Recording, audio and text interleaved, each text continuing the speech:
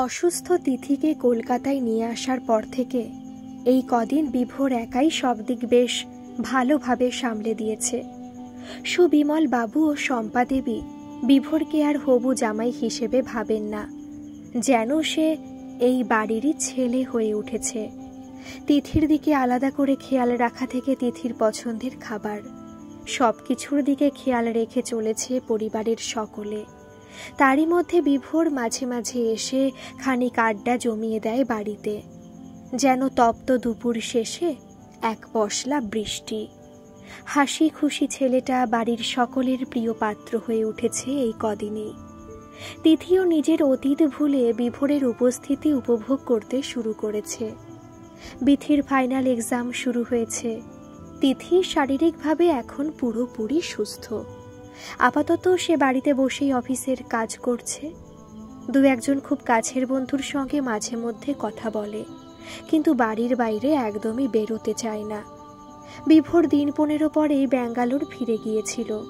প্রথমবার যখন ডক্টর সেনের কাছে তিথি গিয়েছিল তখন বিথি আর বিভোর দুজনেই সঙ্গে ছিল, কিন্তু দিন 15 পরে বিভোর আর ছিল না সঙ্গে। বিথি একাই দিদিকে ডক্টরের কাছে নিয়ে গিয়েছিল। ব্যাঙ্গালোরে থাকলেও বিথির সঙ্গে দিনে বেশ কয়েকবার কথা হয় বিভোরের। বিথির এক্সাম কেমন হলো, সে সারাদিন কি করলো, এসবের সঙ্গে সঙ্গে তিথির খবর নেওয়াটাও রোজের কথা বলার একটা অংশ হয়ে দাঁড়িয়েছিল যেন। তিথি আর বিথি এখন রাতে একটা ঘরেই থাকে, তাই রাতে বিভোর ফোন করলে বিথি যা কথা বলে তিথির কানে সবই যায়। তিথি শুনতে পায় বিভোর প্রত্যেক দিনই তিথির খোঁজ নেয়। তিথির খুব ইচ্ছে করে বিথির থেকে ফোনটা নিয়ে বিভোরের সঙ্গে কথা বলার, কিন্তু সে নিজেকে গুটিয়ে নেয়। তবু আজকাল যেন শুধু বিথি নয়, তিথিও অপেক্ষা করে থাকে বিভোরের ফোনের। রাতে বিথি বিভোরের সঙ্গে চ্যাটে বেশ অনেক রাত্রি পর্যন্ত কথা বলে। মাঝে মধ্যে মুচকে মুচকে হাসে। বিভোর মাঝে মাঝে এমন ইয়ার্কি করে যে না হেসে পারা যায় না, কিন্তু তিথি যেন বিথির এই হাসি কিছুতে আর সহ্য করতে পারে না। অসহ্য লাগে তার, কিন্তু তাও সে অন্য কারোর সঙ্গে ঘুমোতে যেতে চায় না। সে সবসময় বিথির গায়ে গায়েই থাকে। বিথি ঘুমিয়ে পড়লে তিথি বিথির ফোন নিয়ে ওদের দুজনের চ্যাটে হওয়া কথাগুলো পড়ে। সে সময় খুব হিংসে হয় ওর বিথিকে। মনে মনে ভাবে বিভোরের মতো ছেলের ভাগ্যে বিথি নয়, তিথির থাকা উচিত ছিল। রাগে ফুঁসতে ফুঁসতে ব্যাঙ্গালোরে বসে থাকা বিভোরকে তিথি নিজের ঘরে অন্ধকারে বসে প্রশ্ন করে, কেন তুমি আমাকে বাদ দিয়ে বিথিকে পছন্দ করলে? আমার মধ্যে কি কম ছিল? আমি তোমাকে চাই বিভোর, তোমাকে ছাড়া আমি থাকতে পারবো না। সেদিন রাতে বিথি একটু তাড়াতাড়ি ঘুমিয়ে পড়ল। আগামীকাল এক্সাম আছে। ভোরে উঠে একটু পড়াগুলো দেখে নিতে হবে, তাড়াতাড়ি বাড়ি থেকে বেরোতে হবে, লেট করলে চলবে না, রাস্তায় যা জ্যাম থাকে। বিথি ঘুমিয়ে পড়লে তিথি বিথির ফোনে হোয়াটসঅ্যাপ অন করলো। বিথিকে অনলাইন দেখে বিভোর মেসেজ করলো, এখনো জেগে আছো? কাল এক্সাম আছে তো। তিথি রিপ্লাই দিতে গিয়েও দিল না। বিভোর আবার লিখলো, কি হলো, কিছু বলছো না যে? সব ঠিক আছে তো? এবার তিথি লিখলো, তুমি জেগে আছো? হ্যাঁ, তুমি তো জানোই আমি একটু রাত করেই ঘুমোই। তাছাড়া আমার অফিসের আরেকটু কাজ বাকি আছে, শেষ করে নিয়ে ঘুমোবো। তুমি ঘুমিয়ে পড়ো, কাল এক্সাম ভালো করে দিও, বেস্ট অফ লাক। তারপরে স্ক্রিনে ফুটে উঠল একটা চুমুর ইমোজি, সঙ্গে অজস্র ভালোবাসার চিহ্ন। তিথি কি উত্তর দেবে এই ভালোবাসার? তার হাত কাঁপতে লাগলো। তবু বিভোরকে তো সে হতাশ করতে পারে না, তাই একটা চুমু পাঠাতে কি আর লজ্জা। টুক করে একটা কিসিং ইমোজি পাঠালো তিথি। তার বুকের ভেতরে তোলপাড় হলো। উত্তেজনায় দু চোখের পাতা এক করতে পারল না কতক্ষণ সে জানে না। বারবার বিথির ফোনটা নিয়ে দুজনের চ্যাটের ওইটুকু অংশটাকে বারবার পড়তে লাগলো। বিভোরের পাঠানো চুমুর ইমোজির ওপরে নিজের ঠোঁট ছুঁয়ে ছুঁতে চাইল বিভোরের ঠোঁট জোড়াকে। তবে বেশ কিছুক্ষণ পরে খুব সচেতনভাবে ওই চ্যাটের অংশটুকু বিথির ফোন থেকে ডিলিট করে দিল সে। বিথি যেন কোনোভাবেই কিছু বুঝতে না পারে। পরদিন সকালে আবার বিভোরের ফোন, হ্যালো বিথি, আজ তোমার পরীক্ষা শেষ হলে একবার ও বাড়িতে যেতে পারবে? হ্যাঁ সে পারবো, কিন্তু হঠাৎ এভাবে যেতে বলছো? হ্যাঁ, আসলে দাদুর কাল বিকেল থেকে শরীরটা ভীষণ খারাপ, ঠান্ডা লেগে গিয়ে বুকে বসে গেছে। কদিন ধরেই খুব কাশছিল। মা বলল এখন শ্বাসকষ্ট শুরু হয়েছে। ডক্টর বাড়িতে এসে দেখে বলেছেন হসপিটালে অ্যাডমিট করতে হবে। ওদিকে মামারা এই সময় দেশে গেছে। তুমি একবার যাও, যদি মায়ের কিছু সাহায্য হয়। আচ্ছা, আমি তাহলে ফেরার পথেই ও বাড়ি চলে যাব। তিথি পাশ থেকে সবটা শুনে বিথির হাত থেকে ফোনটা নিয়ে বিভোরকে বলল, বিথির তো ছুটি হতে হতে বিকেল হয়ে যাবে, দরকার তো এখনই। মাসিমা একা কিভাবে সামলাবে? যদি তুমি কিছু মনে না করো তাহলে আমি কি যাব ওখানে? তোমার শরীর ঠিক আছে তো? আরে বাবা, আমার আর কতদিন শরীর খারাপ থাকবে বলো তো? আর তোমার এখন সাহায্যের প্রয়োজন, তাই বলছি। আমার প্রয়োজনে তো তুমি কিছু না ভেবে এগিয়ে এসেছিলে। ঠিক আছে, তাহলে তুমি এখনই যাও, মায়ের অনেক উপকার হবে। আমি তো এক্ষুনি ফিরতে পারবো না, ফ্রাইডে রাতে ফিরবো। মাকে বলে দিও, বিথিকেও বলে দিও। সুবিমল বাবু বললেন, আমিও তোর সঙ্গে যাই তাহলে তিথি? তুমি আবার গিয়ে কি করবে বাবা? আরে বিপদের সময় মানুষের পাশে থাকতে হয়। আচ্ছা তাহলে চলো। বিভোরে দাদুকে হসপিটালে অ্যাডমিট করে তিথিরা আবার ফিরল বিভোরদের বাড়িতে। সেখানে বিভোরের ঠাকুমা নিজের ঘরে একা বসে বসে ওনাদের বাড়ি ফেরার অপেক্ষা করছিলেন। তিথি মণিমালা দেবী ও সুবিমল বাবুর থেকে অনুমতি নিয়ে ওপরের ঘরে উঠে বিভোরের ঠাকুমার কাছে বসে ঠাকুমার গায়ে মাথায় হাত বুলিয়ে দিতে দিতে বলল, ঠাকুমা, দাদু খুব তাড়াতাড়ি সুস্থ হয়ে যাবে, তুমি চিন্তা করো না। আজ থেকে ওষুধ অ্যান্টিবায়োটিক শুরু হয়ে যাবে। 1 সপ্তাহের আগে দাদু বাড়ি চলে আসবে। বিভোরের ঠাকুমার তিথিকে বেশ ভালো লাগলো। কি মিষ্টি করে কথা বলে মেয়েটা। উনি বললেন, তুমি খুব ভালো মেয়ে মা, বিপদের দিনে আমাদের পাশে এসে দাঁড়ালে। এখন তো সবাই বিপদে পাশে থাকতে ভয় পায়। তোমার ভালো ঘর হোক, ভালো বড় হোক, অনেক আশীর্বাদ করলাম তোমায়। এই বলে তিনি তিথির চিবুকে হাত দিয়ে চুমু খেলেন। তিথিও ঠাকুমার পায়ে হাত দিয়ে প্রণাম করল। ঠাকুমার ঘর থেকে বেরিয়ে তিথি চুপি চুপি উপরের তলায় গিয়ে বিভোরের ঘরে গিয়ে ঢুকল। মায়ের কাছে তিথি শুনেছিল যে বিভোরের ঘরটা 3 তলাতে। বিভোর নিজে নতুন করে করেছে এই ঘরটা। ঘরে দরজার ঠেলে ভেতরে ঢুকতেই বেশ একটা পুরুষালী গন্ধ। এক নিঃশ্বাসে যতটা পারল নিজের মধ্যে ততটা ভরে নিল তিথি। বিভোরের গায়ের গন্ধ মাতাল করে দিচ্ছে তিথিকে। সে বিভোরের একটা শার্ট নাকের কাছে ধরে সে ঘ্রাণটা আরও কাছ থেকে নেবার চেষ্টা করতে লাগলো। নিচে সুবিমল বাবু মণিমালা দেবীর সঙ্গে কথা বলছিলেন। এই সময় বিথি এসে পৌঁছালো বিভোরদের বাড়িতে। মণিমালা দেবী জিজ্ঞাসা করলেন, পরীক্ষা কেমন হলো বিথি? হ্যাঁ, ভালো হয়েছে। পরীক্ষার জন্যই আমি সকালে আসতে পারলাম না। দাদু এখন একটু কি ঠিক আছে? না না, কদিন সময় লাগবে। বেশ বাড়াবাড়ি হয়ে গেছে তো।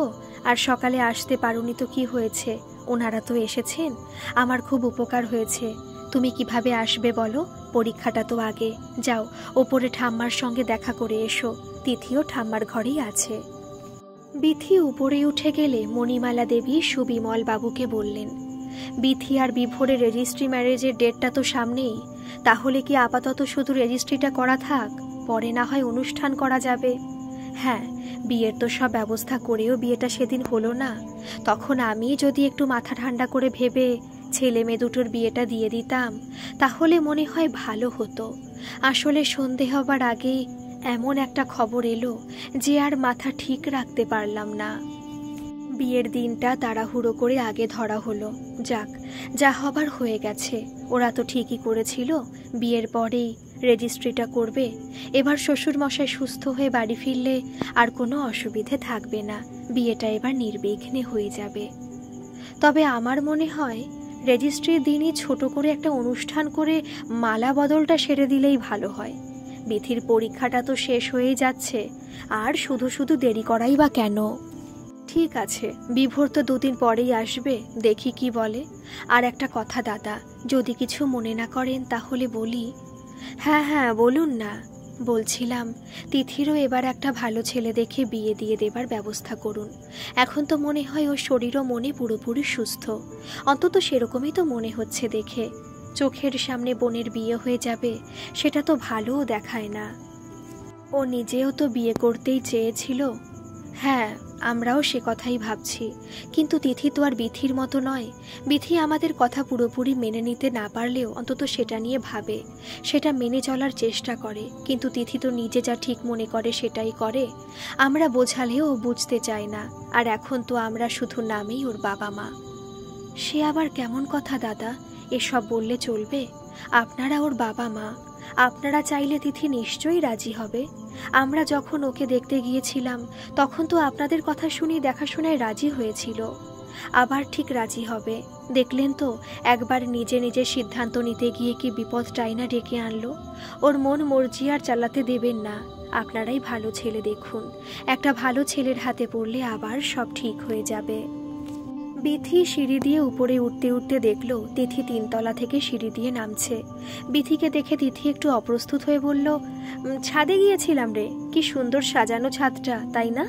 আমার তো দারুণ লাগলো। বিথি কোনো উত্তর করল না, চুপ করে রইল। 2 দিন পরে বিভোর ফিরল। ওর দাদুর শরীর আগের থেকে একটু ভালো। হসপিটালে দাদুকে দেখে একেবারে পৌঁছে গেল বিথিদের বাড়ি। সুবিমল বাবু দুপুরে বিভোরকে ওখানে খাওয়া দাওয়ার জন্য বলেছেন। বিভোর এই বাড়িতে আসলে সাধারণত ঠাকুমার ঘরে বেশিক্ষণ কাটায়। ঠাকুমার সঙ্গে গল্প করতে ওর বেশ লাগে, কিন্তু আজ খাওয়া দাওয়ার পর তিথির অনুরোধে ওপরের ঘরে বসতে হলো। বেশ কিছুক্ষণ তিথির সঙ্গে অফিসের কাজের গল্প করে বিভোর বিথির খোঁজ করল। এখানে আসার পর থেকে বিথিকে একবারও দেখতে পায়নি সে। বিথি কোথায়? তিথি বলল, বোন তো অনেকক্ষণ আগে বেরিয়েছে, ওর কোনো বন্ধুর বাড়ি যাবে বলল মনে হয়।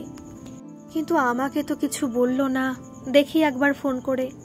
এক্ষুনি চলে আসবে, বাড়িতে ফিরে তো খাওয়া দাওয়া করবে, কতক্ষণ আর বাইরে থাকবে। আমার সঙ্গে কথা বলতে কি তোমার ভালো লাগছে না বিভোর? না না, সেরকম কিছু নয়, বিথির সঙ্গে একটু বেরোবো ভেবেছিলাম। কোথায় যাবে তোমরা? দেখি দাদুর সঙ্গে বিকেলে একবার দেখা করে তারপর ওই একটু এদিক ওদিক ঘুরে চলে আসব। ও, আমার তো কোথাও যাওয়াই হয় না। কার সঙ্গে যাব বলো? আমার তো আর বিভোর নেই। তুমি ঘুরতে যাবে? ঠিক আছে, তাহলে আজ না হয় 3 জনে একটু ঘুরে আসব। তোমাদের কোনো অসুবিধা হবে না তো?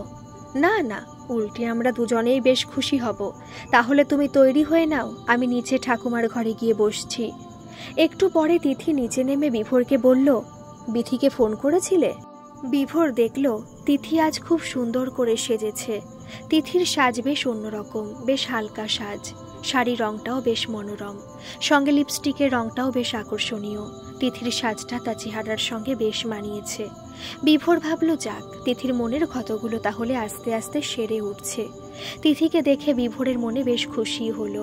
সে তিথির কথার উত্তরে বলল, না, ওয়েট করছি। তুমি তো বললে এক্ষুনি চলে আসবে। হ্যাঁ, দাঁড়াও, আমি ফোন করছি। হ্যালো বিথি, কোথায় রে তুই? ফিরবি কখন? বিভোর তো এবার বেরিয়ে যাবে, দেরি হবে তোর। আচ্ছা, আমি বলে দিচ্ছি। শোন, আমি তাহলে একটু বিভোরের সঙ্গে বেরিয়ে আসি। অনেকদিন কোথাও বেরোই না, কফি হাউসে যাব। ঠিক আছে, তুই দেখে শুনে ফিরিস। আচ্ছা ঠিক আছে, আমি একা একা ফিরবো না, বিভোরের সঙ্গেই ফিরবো। ঠিক আছে, রাখ। তিথি মাকে বলল, বিথি সীমাদের বাড়িতেই খেয়ে নিয়েছে, তুমিও খেয়ে নাও। তারপর বাবাকে মাকে বলল, আজ একটু ঘুরতে যেতে ইচ্ছে করছে, তাই যাচ্ছি। সুমিতাকেও বলেছি আসতে, কফি হাউসে দেখা করব দুজনে। কতদিন দেখা হয় না বলো তো। বিভোরকে বললাম, ও রাজিও হয়ে গেল। হ্যাঁ ঠিক আছে, যা ঘুরে আয়। বিভোরের সঙ্গে তিথি বেরোলো। সুবিমল বাবু বিভোরকে বললেন, তাহলে তোমরা ঘুরে ফিরে এসো, তারপর তোমার সঙ্গে একটু দরকারি কথা আছে বাবা। কি ব্যাপারে আঙ্কেল? সামনেই তোমাদের রেজিস্ট্রির ডেট, সেই নিয়ে একটু কথা বলবো। এখন থাক, যাও আগে ঘুরে এসো। তিথিমা, আমার অনেক দিন বাড়ি থেকে বেরোয়নি। বিথি কি বলল রে তিথি, সে কোথায় এখন? বলল তো দেরি হবে, আমরা একসঙ্গেই তো যাব ভেবেছিলাম। বিভোরের বাইকের পেছনের সিটে বসলো তিথি। বিভোরকে ছুঁয়ে থাকার ইচ্ছে কিছুটা হলেও পূরণ হলো তিথির। বিভোরা বেরিয়ে যাবার বেশ কিছুক্ষণ পর বাড়ি ফিরল বিথি। সুবিমল বাবু জিজ্ঞাসা করলেন, কোথায় ছিলিস এতক্ষণ? তোর জন্য বসে বসে ওরা দুজনেই বেরিয়ে গেল। ঠিক আছে বাবা, ভালোই হয়েছে, দিদি ঘুরে আসুক, আমার এমনিতেও আজ শরীরটা ভালো নেই। শম্পা দেবী জিজ্ঞাসা করলেন, কি হয়েছে হঠাৎ? কই সকালে তো কিছু বললি না? আরে বাবা, সেরকম কিছু নয়, শুধু মাথাটা খুব যন্ত্রণা করছে। আয়, মাথাটা তাহলে একটু হাত বুলিয়ে দিই। না মা, ছাড়ো, তুমি রেস্ট নাও। আমি একটা ওষুধ খেয়ে নিয়ে ঘুমোই একটু, বড্ড টেনশন হচ্ছে সেই জন্য। কিসের টেনশন? পরীক্ষার? সীমাদের বাড়িতে খাওয়া দাওয়া করলি? হ্যাঁ, তারপরে ফেরার সময় প্রতীকদার সঙ্গে রাস্তায় দেখা হলো, ওর বাড়িতে যেতে বলল। আমিও বেশ কদিন ধরে ভাবছিলাম একবার প্রতীকদার বাড়িতে যাব, সে তো হচ্ছিলই না। যাক, আজ ঘুরে এলাম। প্রতীক এখন কি করছে রে? দিল্লি ইউনিভার্সিটিতে পড়ানোর সুযোগ পেয়েছে, মাসখানেকের মধ্যেই চলে যাবে ওখানে। আমাকে বেশ কিছু বই দিয়ে দিল, দিদির কথা জিজ্ঞাসা করছিল। বাহ, খুব ভালো খবর তো। ছেলেটা সত্যি খুব ভালো। আমাদের তিথিটার জন্য যদি অমন একটা পাত্র পাওয়া যেত, তাহলে আমাদের আর চিন্তা থাকতো না। তোমরা ঘুমো, আমি ওপরের ঘরে গিয়ে শুচ্ছি।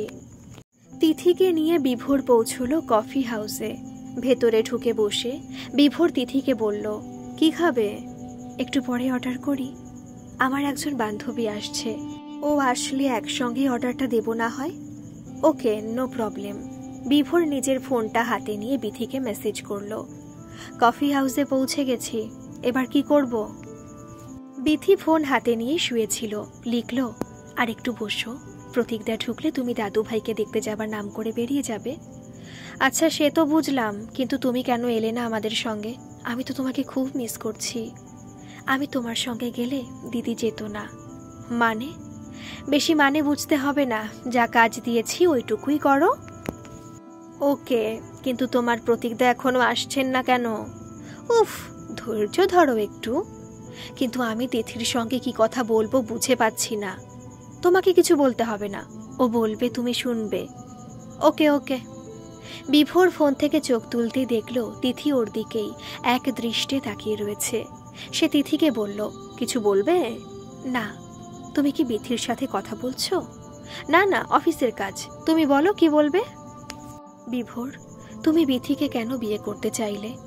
কিছু যেন মনে করো না, এরকম প্রশ্ন করলাম বলে।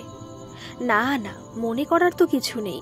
বিথিকে প্রথম দেখেই আমার ভালো লেগে গিয়েছিল, তাই। সত্যি বলছো?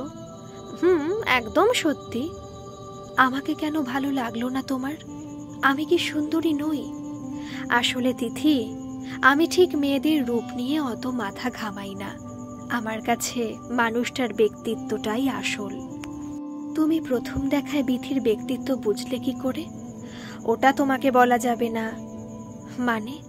তার মানে তুমি মিথ্যে বলছো?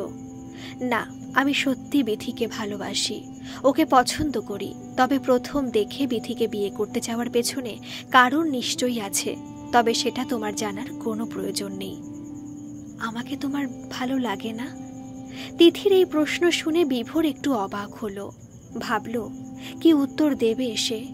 তিথিকে ভালো লাগে না বললে সে কি আবার কিছু উল্টোপাল্টা করে ফেলতে পারে? বিথিটাও সেরকম, শুধু শুধু আমাকে এখানে এভাবে ফাঁসালো।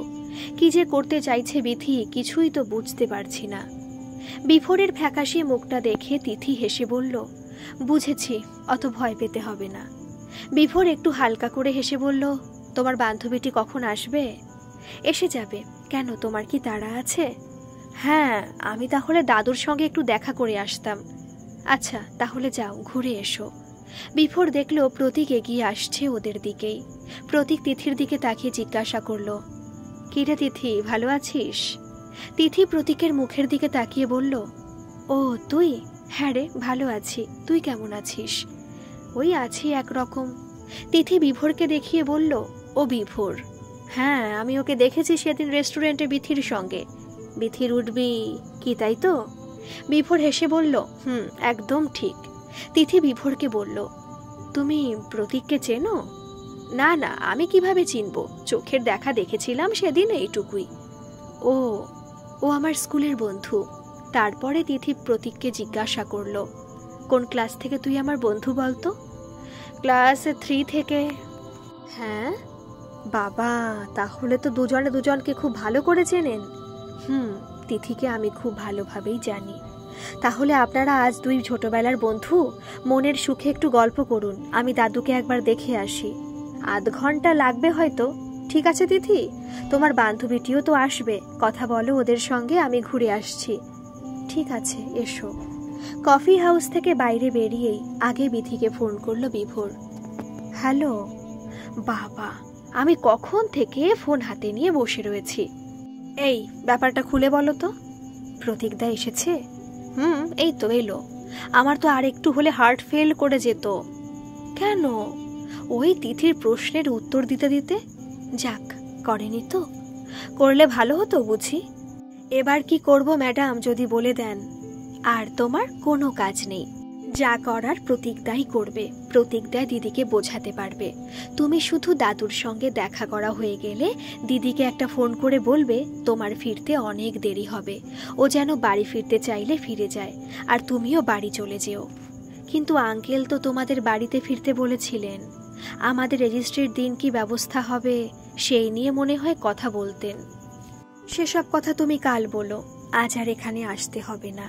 বাড়িতে ঠাম্মা আন্টি দুজনেই একা আছেন, ওদের সঙ্গে সময় কাটাও। ঠিক হে, জো হুকু মেরে আকা। প্রতীক তিথি মুখোমুখি বসে আপাতত 1 কাপ করে কফি নিয়ে বসেছে দুজনে। তিথি শুরু করলো, এখনো কি টিউশন করে যাচ্ছিস নাকি কিছু ব্যবস্থা হলো? হ্যাঁ, ব্যবস্থা একটা হয়েছে, তাই তো তোর সামনে আসতে পারলাম। কি বলতে চাইছিস? বলছি আমি সামনের মাসে দিল্লি চলে যাচ্ছি, আমার সঙ্গে তোকে নিয়ে যেতে চাই। যাবি? কি ভেবে বললি তুই এই কথাটা? আমার উত্তর তুই কি জানিস না? জানি, তোর উত্তর তো আমি অনেক আগেই পেয়েছি, কিন্তু তখন আর এখানে তো অনেক পার্থক্য। তখন তুই ক্লাসের ফার্স্ট গার্ল আর আমি তোর কম্পিটিটর। আমাকে হারাতে পারলে তোকে আর কেউ টপকাতে পারবে না। আমি সব জেনেও তোর প্রেমেই পড়লাম। তুইও রাস্তা পেয়ে গেলি আমাকে হারানোর। তোর টার্গেট ছিল আইআইটি, আমারও ছিল। আমিও চেয়েছিলাম ইঞ্জিনিয়ারিং পড়তে, কিন্তু তুই চাইলি আমি যেন সায়েন্স না নিয়ে আর্টস নিই, নয়তো তুই স্কুলই ছেড়ে দিবি। তবু আমার সঙ্গে একই ক্লাসরুমে বসে ক্লাস করতে পারবি না। আমিও তোকে চোখের আড়াল হতে দিতে চাইনি। তোর জন্য নিজের ছোটবেলার স্বপ্ন ভেঙে দিলাম নিজের হাতেই। এতদিন ধরে লড়াই করলাম, তোর প্রতি আমার কোনো অভিযোগ নেই। সময়টাই অন্য ছিল, আমরা দুজনেই অল্প বয়সী ছিলাম। তুই বললি আর আমি ছেড়ে দিলাম। বোকার মতো কাজটা করলাম শুধু তোকে দিনে অন্তত একবার চোখের দেখা দেখতে পাবো বলে। তোর সব খোঁজ খবর আগেও রাখতাম, এখনও রাখি। আজ একটা জায়গায় পৌঁছতে পেরেছি, জানি না তোর যোগ্য হয়ে উঠতে পেরেছি কিনা। তবু আবার তোর কাছেই এসেছি, হয়তো আবার ফিরিয়ে দিবি, কিন্তু তাও তোকেই আজীবন ভালোবেসে যাব। কি করব বল, কিছুতেই আমার এই মনটাকে বোঝাতে পারি না। তোর জন্য আমার মনে কোনো রাগ পোষা নেই, বিশ্বাস কর। তোকে এখনো তেমনি ভালোবাসি যেমনটা আগে বাসতাম, বা হয়তো তার থেকে অনেক বেশি ভালোবাসি। তুই বললে আমি আবার সবকিছু ছেড়ে দিতে পারি, কিন্তু তোকে ভালোবাসাটা ছাড়তে পারবো না তিথি। কি সব বলছিস প্রতীক? যে তোর স্বপ্ন ভাঙলো তাকে নিয়ে সারা জীবন বেঁচে থাকার স্বপ্ন দেখছিস? ঘর বাঁধার স্বপ্ন দেখছিস? হ্যাঁ দেখছি, কারণ তোকেই আমি আমার হৃদ মাঝারে বসিয়েছি সারা জীবনের জন্য। এতদিন তোর সামনে মুখ তুলে এসে দাঁড়াতে পারিনি, আজ পেরেছি। তোর সমান স্যালারি না হলেও তোর ইচ্ছেগুলো পূরণ করার মতো ক্ষমতা আমার হয়েছে এখন। প্রতীক, আমি আমার নিজের ইচ্ছে নিজেই পূরণ করি। নিজের ইচ্ছে পূরণের দায়িত্ব কখনো অন্যের ঘাড়ে চাপিয়ে দিইনি আজ পর্যন্ত। তুই চাপিয়ে দিবি কেন? আমি নিজে দায়িত্ব নিতে চাই তোর। কেন বুঝছিস না? তুই তো আর ছোট নোস, পাগলামো করে যাচ্ছিস শুধু। কি পাগলামো করলাম আমি? তুই যে ছেলেটার জন্য আত্মহত্যা করতে গিয়েছিলিস তাকে তুই কখনো ভালোই বাসিসনি তিথি। আজও তুই যেটাকে ভাবছিস ভালোবাসা, সেটাও আসলে তোর ভালোবাসা নয়। সেটা শুধুমাত্র মোহ, শরীরের প্রতি শরীরের আকর্ষণ। কি যাতা বকছিস? তোকে এসব কে বলেছে? বিথি। আমার ব্যক্তিগত জীবন সম্পর্কে কথা বলার অধিকার কারো নেই, তোরও নেই, বিথিরও নেই। আমার অতীতকে আমি ভুলে এগিয়ে যেতে চাই। নিশ্চয়ই এগোতে তো হবেই, আর সেই জন্যই আমি তোর কাছে এসেছি, তোর এগিয়ে যাবার পথটুকুর সঙ্গী হতে। তিথি, বোঝার চেষ্টা কর। আমি জানি তুই নিশ্চয়ই বুঝবি। বিথি তোর ছোট বোন, আর বিভোর তোর ছোট বোনের ভালোবাসা, তার হবু স্বামী। তুই বড় দিদি হয়ে ছোট বোনের ভালোবাসাকে অনেক বেশি বলে ফেলছিস প্রতীক। তুই এক্ষুনি এখান থেকে চলে যা। হ্যাঁ, আমি চলে যাচ্ছি, তবু আমার কথাগুলো সময় করে একটু ভাবিস।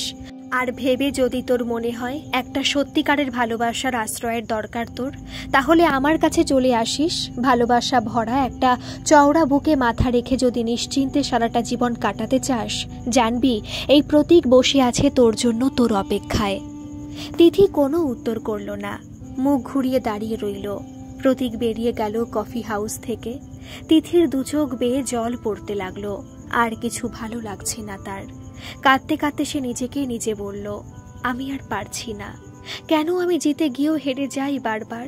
প্রতীক, তোকেও আমি হারিয়ে দিয়ে জিতে যেতে চেয়েছিলাম, কিন্তু তুই তো আমাকে হারিয়ে দিয়ে জিতে গেলি আবার। আমি তো জিততে পারলাম না। আমি সবার কাছে হেরে গেলাম, বিথির কাছে হেরে গেলাম, প্রতীকের কাছে হেরে গেলাম। মনীষও জিতে গেল আমাকে হারিয়ে। আমি কি কখনো জিততে পারবো না? এই সময় বিভোরের ফোন এলো। হ্যালো তিথি। বলো। প্রায় কাঁদতে কাঁদতে উত্তর দিল তিথি। তিথির কান্না ভেজা গলার আওয়াজ শুনে বিভোর একটু অবাক হয়ে বলল, কি হয়েছে তোমার, কাঁদছো কেন?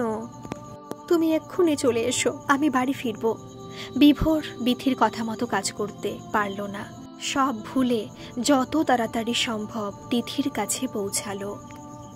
দেখল তিথি কফি হাউসের ভেতর থেকে বেরিয়ে বাইরে দাঁড়িয়ে রয়েছে।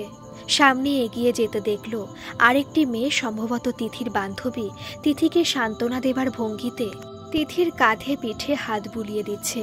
তিথি এখনো কেঁদে যাচ্ছে। বিভোর সামনে যেতেই চোখাচোখি হলো বিভোর আর সুমিতার। বিভোর চাইল তিথিকে নিয়ে নিমেষে ওখান থেকে বেরিয়ে যেতে, কিন্তু সুমিতা তিথিকে অবাক করে দিয়ে বলে উঠল, তুমি বিভোর না? তিথি বলল, তুই বিভোরকে চিনিস? হ্যাঁ, খুব ভালো করে মনে আছে ওর মুখটা। বিভোর বলল, কিন্তু আমি তো আপনাকে ঠিক চিনতে পারছি না। তুমি আমাকে চিনতে পারছো না? না। তিথি চলো, তোমাকে বাড়ি ছেড়ে আমাকে আবার হসপিটালে আসতে হবে, ডক্টরের সঙ্গে দেখা করতে হবে। তিথি সুমিতাকে বলল, আবার অন্য একদিন দেখা করব দুজনে। এত দেরি করে এলি, আজ চললাম রে, ফোন করব তোকে, ঠিক আছে? সুমিতা দুজনকে দেখতে দেখতে বলল, যাক, ফাইনালি তাহলে দুজনে একসঙ্গে। তোদের দুজনকে একসঙ্গে দেখে ভীষণ ভালো লাগলো রে। বিভোর তিথিকে আর কোনো কথা বলার সুযোগ না দিয়ে বাইক নিয়ে বেরিয়ে গেল।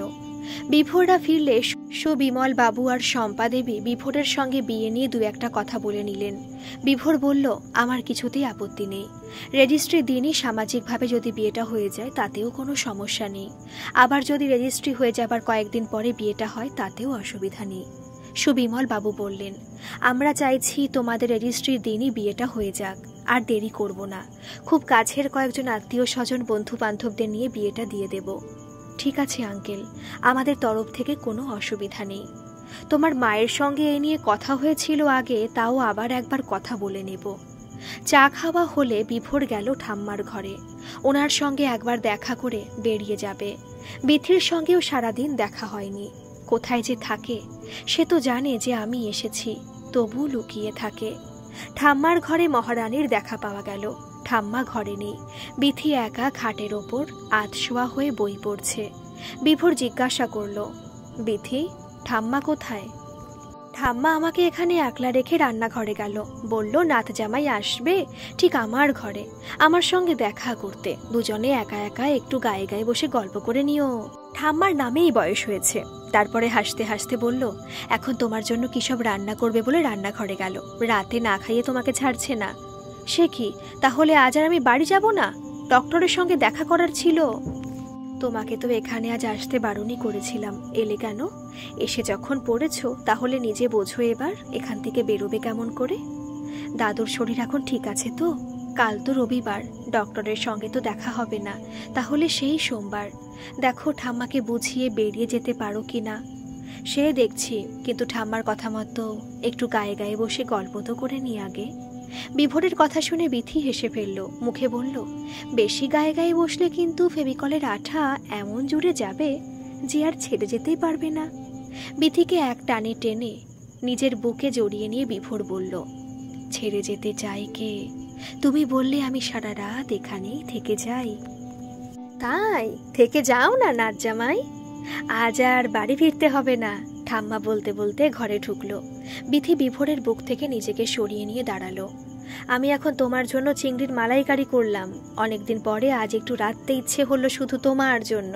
খেয়ে বলো তো এই বুড়ি রেঁধেছে কেমন। খাওয়া দাওয়া করে এখানেই আজ রাতটুকু থেকে যাও। তোমার মাকে ফোন করে জানিয়ে দিতে বলছি সুবিমলকে। বিভোর ঠাম্মার অনুরোধ ফেলতে পারল না, রাতে বিথিদের বাড়িতেই থেকে গেল। উপরের তলায় বিথি আর তিথির ঘরে ঠিক উল্টো দিকের ঘরটাতেই বিভোরে থাকার ব্যবস্থা করা হয়েছে। বিথির পিসিমণিরা এখানে আসলে এই ঘরেতেই থাকে। সারাদিনের ক্লান্তিতে বিভোর প্রায় বসে বসেই ঘুমিয়ে পড়েছিল। তন্দ্রা ভাঙল দরজা খোলার আওয়াজে। ঘুম চোখে বিভোর দেখল তিথিকে ওর ঘরে ঢুকতে। সজাগ হয়ে বসে বিভোর জিজ্ঞাসা করল, কিছু বলবে তিথি? রাত পোশাক পরা তিথি বিভোরের খুব কাছে এসে ওর পাশে বসল। তারপরে বলল, আমি তোমাকে ভালোবেসে ফেলেছি বিভোর। আমি জানি তুমিও আমাকে ভালোবাসো, আর এটাও জানি যে আমার ভালোবাসা পাবার জন্যই তুমি এত কিছু করছো। বিভোর কিছু বলার আগে বিথি দরজা ঠেলে ঘরে ঢুকে এলো। বলল, আমি জানতাম তুই এরকমই কিছু একটা করবি। আমাদের রেজিস্ট্রির দিনটা এগিয়ে আসছে যে। বিথির কথা শুনে ওর দিকে তাকিয়ে তিথি একটা ব্যঙ্গের হাসি হেসে বলল, তাতে কি, রেজিস্ট্রির দিন এগিয়ে এলেও তোর বিয়েটা তো আর হচ্ছে না।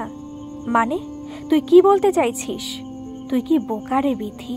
কিছুই বুঝতে পারলি না? বোকার মতো মনে করলি বিভোর তোকে কতই না ভালোবাসে। আসলে কিন্তু বিভোর আমাকে ভালোবাসে, আর সেটা আজ থেকে নয়, অনেক বছর ধরে। সেই কলেজে পড়ার সময় থেকেই। এতদিন আমি জেনেও জানতাম না, আজই সুমিতা আমাকে বলল। কফি হাউসের বাইরে বিভোরকে দেখেও চিনতে পেরেছিল। তখনই বলতে চেয়েছিল, কিন্তু আমরা চলে আসি ওখান থেকে, তাই বলতে পারিনি সবটা। তবে ওর শেষ কথাটাই আমার মনে কেমন সন্দেহ হয়। তাই বাড়ি ফিরতেই আমি ওকে ফোন করি। সুমিতাই আমাকে বলল যে কলেজে পড়ার সময় বিভোর আমাকে কতটা ভালোবাসতো, কিন্তু আমি সেই সময় ওর ভালোবাসাকে বুঝতে পারিনি, ওকে ভুল বুঝেছিলাম। সে সময় শুধুই বিরক্ত হয়েছি ওর কথা শুনে, চোখে চেয়ে দেখতেও চাইনি ওর মুখটা। ভুল করেছিলাম আমি। আসলে সেই সময় আমি নিজের লক্ষ্য পূরণে ব্যস্ত ছিলাম। এইসব অল্প বয়সী প্রেম আমাকে আমার লক্ষ্য থেকে টলাতে পারেনি। তবে আমি জানি এখনও বিভোর আমাকেই ভালোবাসে, যেমন প্রতীক আমাকে এখনও ভালোবাসে, খুব খুব খুব বেশি। সেই রকমই বিভোরও আমাকে ভালোবাসে, অনেক অনেক বেশি ভালোবাসে। আসলে আমি এমনই একটা মেয়ে রে বিথি, যারা আমাকে একবার ভালোবেসেছে তারা আমাকে ভালোবাসাটার ছাড়তে পারেনি, কখনো ভুলতেই পারেনি। এখন আমিও বিভোরকে খুব ভালোবেসে ফেলেছি, তাই বিয়েটা আমাদের দুজনের হবে, তোদের নয়। বিয়েটা আমার আর বিভোরেরই হবে দিদি, কারণ বিভোর আমাকেই ভালোবাসে। তুই যে ভালোবাসাটার কথা বলছিস, সেই ভালোবাসাটা বিভোর অনেক আগেই পেছনে ফেলে এগিয়ে চলে এসেছে অনেকটা পথ, আর সেই পথে আছি শুধু আমি, আর কেউ না। হ্যাঁ, প্রতীকদা তোকে সত্যি ভালোবাসে। তোর প্রত্যেকটা অপমান মেনে নিয়ে এখনো তোকেই চায় নিজের জীবন সঙ্গিনী রূপে, কিন্তু বিভোর তোকে চায় না। আর সেই জন্যই সেই দেখাশোনার দিনে তোকে দেখার পরেও তোকে ছেড়ে আমাকে পছন্দ করে যায়। কারণ কি জানিস? কারণ তোর মুখটা দেখে ওর সেদিন ঘেন্না লেগেছিল। তোর করা অপমানগুলো ভুলতে পারিনি সেদিনও। তুই নিজেকে নিয়ে নিজে এতটাই গর্বিত যে তোর বলা কথাগুলো যে আর একজনকে মৃত্যু মুখে ঠেলে দিতে পারে, সেটা ভাবিসনি কখনো। বিভোরকে চিনিও চিনতে পারিসনি, অথচ এই ছেলেটার নামে কলেজ কর্তৃপক্ষের কাছে অভিযোগ করেছিলিস। যা নয় তাই লিখেছিলিস। শুধুমাত্র প্রেম নিবেদন করার খেসারত হিসেবে ওকে দিনের পর দিন মৃত্যুর সঙ্গে লড়াই করতে হয়েছে। সারা কলেজে ওর বদনাম হয়েছে, লজ্জায় মাথা নিচু করে চলতে হয়েছে, কিছু না করেও। মনে পড়ছে দিদি, একটা ছেলেকে কিভাবে শেষ করে দিতে চেয়েছিলিস তুই? অদ্ভুত ব্যাপার, একবারও খোঁজ নিয়ে জানতে চাসনি কখনো যে ছেলেটার নামে মিথ্যে অপবাদ দিলাম, ছেলেটা ঠিক আছে তো? নিজে কখনো গিল্টি ফিল করিসনি। তুই এমনই স্বার্থপর মেয়ে। তুই তাহলে সব জানতিস? হ্যাঁ, বিভোর আমাকে সব বলেছিল। সেদিন গঙ্গার ঘাটে বসে ওর অতীত আমার কাছে তুলে ধরেছিল, সব সত্যিটা বলেছিল আমাকে। আমি এই বিয়েতে রাজি হই শুধু এই কারণেই, যে ছেলেটা একটা সম্পর্ক মিথ্যে দিয়ে গড়তে চায় না, তাকে ভালোবাসবো না তো আর কাকে বাসবো? বিভোর আমাকে ঠকাতে চায়নি কখনোই। আমি ওকেই ভালোবেসে ফেলি, এটা জানার পরেও যে ও তোকে কোনো এক সময় ভালোবাসতো। কিন্তু এই আশ্বাসটা আমি বিভোরের থেকে সব সময় পেয়েছি যে ওর অতীত আমাদের দুজনের বর্তমানকে কখনোই নষ্ট করতে পারবে না। তাই ওর প্রতি আমার ভালোবাসাটা দিন দিন বেড়েই চলেছে। ভালোবাসা মরে না বিথি। ওর বুকে আমার জন্য এখনো ভালোবাসা জমানো আছে? না, নেই, এক বিন্দুও নেই। বিভোর বলে উঠল, তোমার জন্য আমার বুকে আর কিছুই বেঁচে নেই, না ঘৃণা না ভালোবাসা। তোমার প্রতি আমার ভালোবাসা সেদিনই মরে গিয়েছিল, যেদিন আমার বাবা মাকে কলেজে ডেকে তাদের সামনে আমাকে মিথ্যে অপবাদ দিয়ে কলেজ থেকে বের করে দেবার কথা বলা হয়েছিল। যে কাজ আমি করিনি তার শাস্তি আমাকে দিতে চাওয়া হয়েছিল। শুধু তুমি একজন মেয়ে বলে তোমার করা মিথ্যে অভিযোগও সত্যি বলে মেনে নিয়েছিল সবাই। আমার বাবা আর মা ছাড়া আমি আর কাউকে বোঝাতে পারিনি, কেউ যাচাই করেনি, কেউ আমাকে জানতে চায়নি কি সত্যি কোনটা সত্যি। দুটো মাস আমি বাড়িতে বসেছিলাম মুখ লুকিয়ে, নিজেকে শেষ করে দিতে চেয়েছিলাম, চির ঘুমে ঘুমিয়ে পড়তে চেয়েছিলাম, কিন্তু বাবা মা বাঁচিয়ে আনে আমাকে। বাবা মায়ের অনেক অনুরোধের পর আমাকে আবার কলেজে পড়াশোনা করতে দেওয়ার অনুমতি দেওয়া হয়। আমার কলেজে আবার ফেরত যাবার ইচ্ছে ছিল না, কিন্তু আর একটা মাত্র বছর বাকি ছিল আমার কলেজের, তাই দাঁতে দাঁত চেপে কলেজ পাশ করি। সে সময় আমাকে কলেজ থেকে বের করে দিলে আমার কি হতো তুমি ভাবোইনি কখনো তিথি। তোমার প্রতি আমার কোনো অনুভবই কাজ করে না, তুমি বিথির দিদি, শুধুমাত্র এই কারণেই আমি তোমার সঙ্গে কথা বলছি, ব্যাস এটুকুই। ঘৃণা করতাম একটা সময় ঠিকই, কিন্তু মানুষ মনে হয় তাকেই ঘৃণা করে যার জন্য কিছুটা হলেও তার মনে ভালোবাসা পোষা থাকে। কারণ দুঃখ, রাগ, ঘৃণা, অভিমান, অপমান, ক্ষমা এই সব কিছুর জন্ম তো ভালোবাসা থেকেই। আর যখন ভালোবাসাটাই নেই তখন আর অন্য অনুভূতিগুলো থেকে কি করবে? তুমি আমাকে দেখে নিশ্চয়ই চিনতে পেরেছিলে, তবু নিজে থেকে কাউকে কিছু জানাওনি, কারণ তুমি নিজে জানো যে তুমি যেটা বলবে সেটা মিথ্যে। ভেবেছিলে এই বিয়েতে রাজি হয়ে আমাকে নিয়ে আবার খেলা করবে, তারপরে আবার ছুঁড়ে ফেলে দেবে। কিন্তু তোমাকে দেখার আগেই আমি বিথিকে দেখি, আমার ওকে বেশ ভালো লাগে দেখে। হয়তো আমি ওকে বিয়ে করার জন্য বলতাম না যদি পাত্রীটা তুমি না হতে। তোমাকে পাত্রী হিসেবে দেখে আমার সব অপমানগুলো আবার মনে পড়ে গিয়েছিল। সেই সময় আমিও তোমাকে অপমান করার জন্যই বিথিকে বিয়ে করার কথা বলে ফেলি, কিন্তু বিথির সাথে মেশার পর আমি বুঝতে পারি আমি একদম সঠিক সিদ্ধান্ত নিয়েছি বিথিকে বিয়ে করার। বিথির মতো মেয়ে লাখে একটা পাওয়া যায়, তাও তুমি আমাকে তোমার দেওয়া মিথ্যে অপবাদের কথা কাউকে বলনি। ভেবেছিলে বুঝি আমি এই সব তোমাকে পাওয়ার জন্য করছি, যা তুমি আজ বলতে এসেছো আমার ঘরে। তোমাকে পাওয়া তো খুব সোজা তিথি, তুমি তো শুধু শরীর ছুঁতে চাও, মন তো ছুঁয়েছে আমার একমাত্র বিথি। আমি তোমাকে প্রথমে চিনতে পারিনি বিভোর, সত্যি বলছি, তাহলে তোমার কাছে নিশ্চয়ই ক্ষমা চেয়ে নিতাম। তুমি বলো কলেজে আমি তোমার দিকে তাকিয়েছি কবার? তুমি সুমিতাকে দিয়ে বারবার চিঠি পাঠাতে, দেখা করার কথা বলে পাঠাতে, কিন্তু আমি তো কখনো তোমার সঙ্গে দেখা করতে যাইনি। যখন সামনাসামনি এসে দাঁড়িয়েছ তখনও আমি অন্যদিকে মুখ ঘুরিয়ে চলে গেছি। তখন সত্যি তোমার মুখ দেখার চেষ্টা করিনি। একসময় বিরক্ত হয়ে তোমার লেখার চিঠিগুলো প্রমাণ হিসেবে জমা দিই অধ্যক্ষর কাছে, সঙ্গে তোমার লেখা অভিযোগপত্র। যখন তখন যেখানে সেখানে তোমাকে বিরক্ত করার অভিযোগ, বিনা অনুমতিতে গায়ে হাত দেবার অভিযোগ, এক কথায় শ্লীলতাহানির অভিযোগ। পারলে কি করে এটা? আমাকে ক্ষমা করো বিভোর, সে সময় আমি ছোট ছিলাম, মনে হয়েছিল এইভাবে তোমার থেকে পিছু ছাড়ানো যাবে। আমি ভুল করেছিলাম।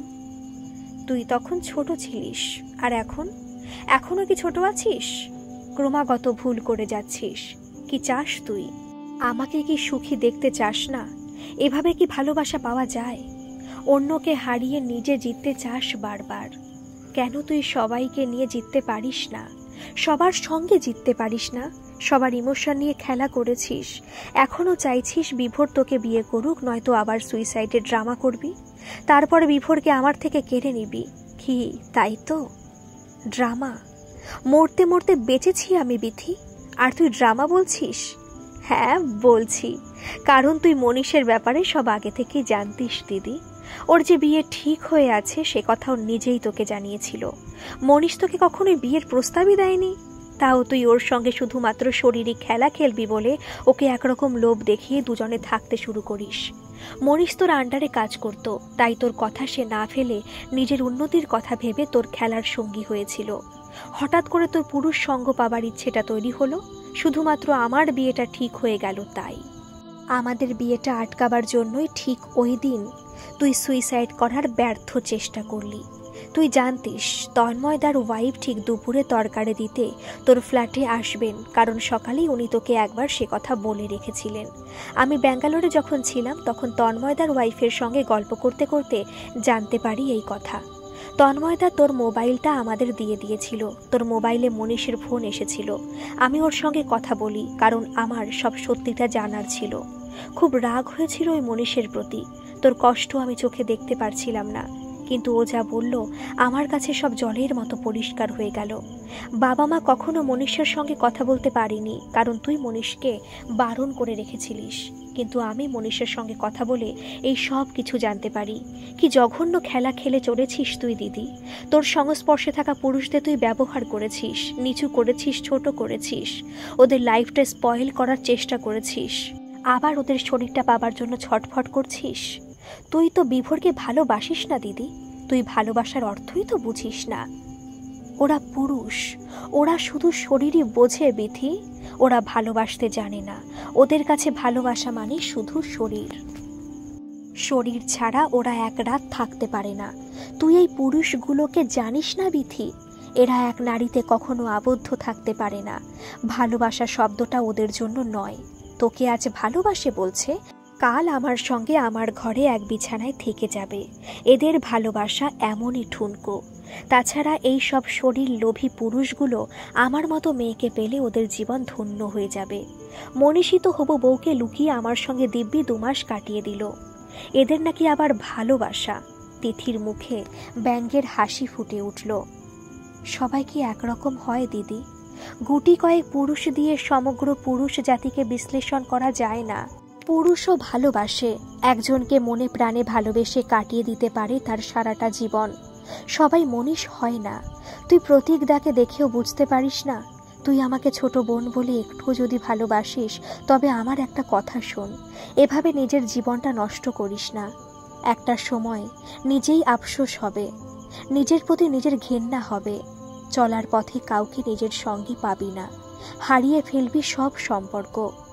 মাথা ঠান্ডা করে ভাব দিদি, সম্পর্কে বিশ্বাস রাখ, নিশ্চয়ই সুখ পাবি একদিন। আমি তোর থেকে পড়াশোনায় বুদ্ধিমত্তায় অনেকটাই পিছিয়ে, তবু এটা বুঝি ভালোবাসা ছাড়া জীবন চলে না। নাম, যশ, রূপ, খ্যাতি, প্রতিপত্তি, টাকা, এই সব কিছু একসঙ্গে থেকেও একটা মানুষের জীবন পরিপূর্ণ করতে পারে না, যদি তার জীবনে ভালোবাসা না থাকে। আমি জানি বিথি, ভালোবাসা ছাড়া জীবন চলে না। তাই তো বিভোরকে ভালোবেসে ওর সঙ্গে জীবনটা কাটাতে চাই একসঙ্গে। তুই শুধু আমাদের মাঝখান থেকে সরে যা। তোকে বিভোর ভালোবাসে না, তুই ওকে বিয়ে করলে ঠকবি। বিভোরকে ছেড়ে দে। তিথি, কি সব আজে বাজে কথা বলছো?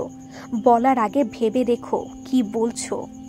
আমি বিথিকে ছাড়া আর কাউকে ভালোবাসি না। বিথি আমার হৃদয়ে জুড়ে আছে। বিয়ে করলে আমি বিথিকে বিয়ে করব। যতই তুমি ছলের আশ্রয় নাও না কেন, আমাদের আলাদা করতে পারবে না। আবার সুইসাইডের নাটক করলে মনে রেখো, এই বিভোর তার বিথিকে কোনো মতেই আর তোমার জন্য ছাড়তে পারবে না। বিয়েটা এবার হবেই। বিথির ভালো মানুষের সুযোগ তোমাকে আর আমি নিতে দেব না তিথি। তুমি যা পারবে করে নাও। হার মানতে শেখো তিথি। জীবনে 1-8বার হারাও দরকার। হারলে তবে জেতার আনন্দ উপভোগ করা যায়, সেটা বুঝতে শেখো। তুমি চাইলেই প্রতীককে বিয়ে করে সুখী হতে পারো। প্রতীক তোমাকে সত্যি ভালোবাসে। ওরকম ভালোবাসা পাওয়া ভাগ্যের ব্যাপার। একবার আমার কথাটা শান্ত মাথায় বসে ভেবে দেখো। আমি তো তোমাকে পেতে চাই বিভোর। তিথি বিভোরের খুব কাছে এগিয়ে গেল, তারপরে বলল, দেখো বিভোর, আমি সেই তিথি যাকে তুমি মন প্রাণ দিয়ে ভালোবেসেছিলে, কাছে পেতে চেয়েছিলে।